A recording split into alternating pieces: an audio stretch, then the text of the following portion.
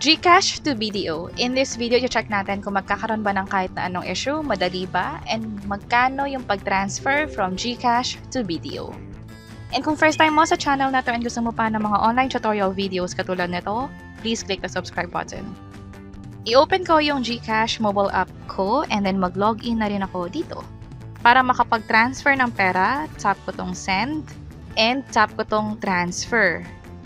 From here, makikita agad natin yung mga bangko na pwede natin paglipatan like BDO, BPI. Pero kung gusto mong ibang bangko, tap mo yung view all at ito pa yung iba't ibang banks or e-wallets na pwede mong paglipatan ng pera. So, balik ako. Ang gagawin ko is tap ko na tong BDO from here. Kompletuhin ko lang lahat ng information, yung account name, account number, at pwede rin magpadala ng receipt or proof of transfer sa email na nakalagay dito. Pwede nyo itong baguhin or pwede nyo i-leave as blank. Sa akin, hayaan ko na lang, lagyan ko na ito ng email address. Sa pinakataas nga pala, kailangan nyo nang ilagay yung amount.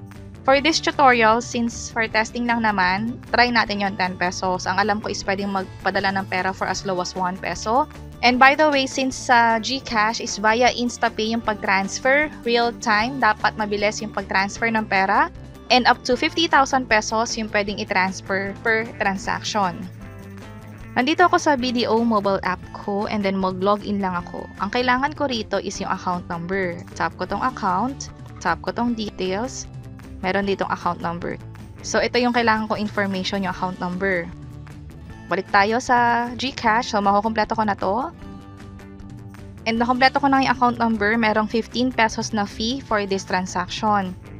Balik tayo sa BDO. Unfortunately, hindi ko makopy yung account number. Sa ibang mga app kasi or banking app, pwede mong i-copy yung account number. Pero ang gawin ko this time is yung QR. Pwede kang mag-request ng money. And then, maglagay ka lang dito ng siguro GCash or anything and then generate QR code. Oops, sorry.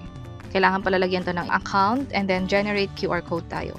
Ito yung pwede mong ipascan sa ibang tao or i-share sa kanila. Halimbawa, mag-share ako. Pwede yung pumili from Skype or anything from here. Pwede rin sa Messenger or via Bluetooth. At kapag nga na-share nyo na, ang gagawin nyo is pwede kayong mag-transfer via QR code din. Ito, mas madali, mas less yung risk na magkamali ka sa pag-type na account number. Upload ko yung QR code. At dahil na-save ko na yung QR code, pwede ko nang i-upload siya from here or pwede ko nang siyang i-scan directly. Kung mapapansin nyo, meron ng account name dito at account number. Yung account name, hindi ko na siya mabago. So, kung ano yung pinangalan doon sa QR code, siyang mag-reflect dito. Lagay ko ulit dito is 10 pesos, may charge na 15 pesos. So, pinakita ko sa inyo yung dalawang paraan para makapag-send. Pwedeng gumamit ng QR code or pwedeng i-enter manually yung account number. Doble ingat lang sa pag-enter ng information.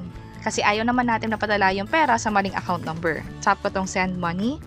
I-double check lahat ng information kung tama, lalo yung amount.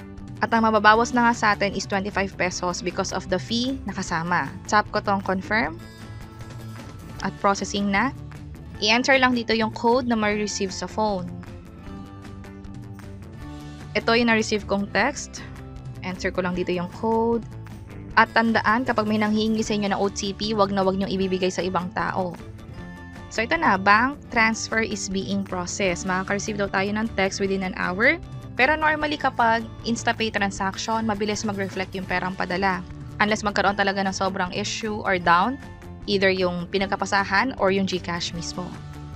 Dito naman sa BDO account ko, try kong mag-login at ipapakita ko kung nag-reflect na nga yung perang padala.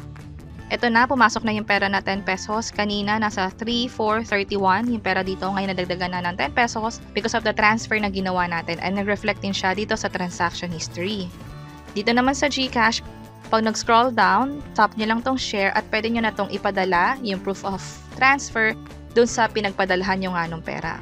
Or pwede nyo rin itong i-download para may kopya kayo. Pero pag kinlose ko na to, at kapag bumalik nga tayo sa homepage dito sa GCash, dito sa transaction, makikita yung ginawa natin pagpapadala ng pera from GCash to other bank.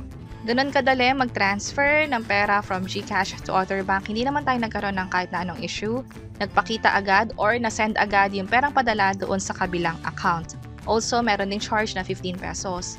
Sana nakatulong tong video na to. Kung pakiclick ang like button at para sa iba't ibang mga tutorial videos, pwede nyo i-check itong mga nasa baba. Sana makatulong sa inyo at see you sa mga next videos. Bye-bye!